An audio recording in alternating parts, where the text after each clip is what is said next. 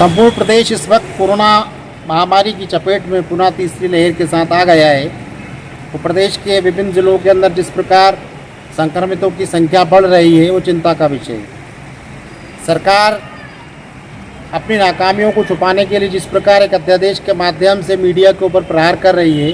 Press club of working journalist उसकी निंदा करती है। जिस प्रकार मध्य प्रदेश सरकार ने गत दिनों एक अध्यादेश बना के स्वास्थ्य संचालक और एसीएस हेल्थ के माध्यम से उसका प्रकाशन किया है, जिसमें ये कहा गया है कि कोरोना महामारी के संबंध में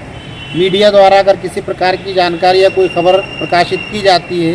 तो उसको 188 का वायलेंस माना जाएगा। मैं press club of working journalist की ओर से मध्य प्रदेश की सरकार को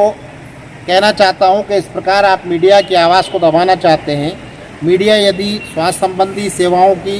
कमियों को उजागर करके सुधार की बात करती है तो इसमें सरकार को कोई सरोकार नहीं होना चाहिए, परंतु जिस प्रकार अध्यादेश जारी करके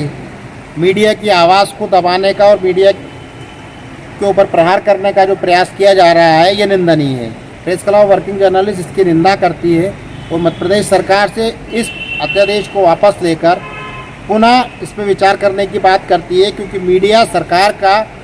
एक अभिन्न अंग है और सरकार को उसकी कमियों को, उसके सुधार की व्यवस्था के संबंध में अगर अवगत प्रेस करती है